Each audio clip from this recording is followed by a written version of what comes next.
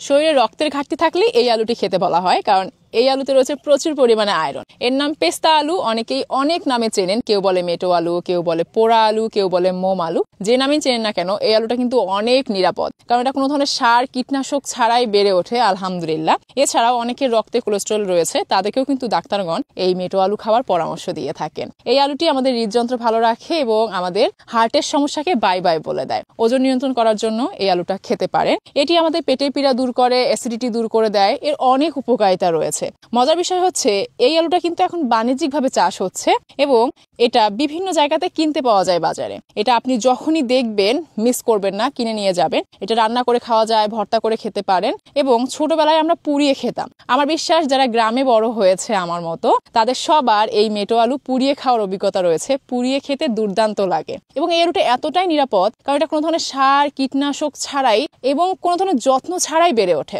কেননা ছোটবেলায় দেখতাম আমাদের বাড়িতে এই আলুটা অনেক হতো এবং আমার মা তুলতেন। মাটির নিচে যেমন অনেক বড় হয়, ঠিক তেমনি গাছে প্রত্যেকটা পাতার গোড়ায় এরকম ছোট্ট ছোট্ট বীজ হয়। তো যখনই দেখবেন মিস করবেন না, নিরাপদে এই আলুটা খাবেন। এর পুষ্টিগুণ যেমন পাবেন, ঠিক তেমনি এটা খেতেও কিন্তু খুবই মজা।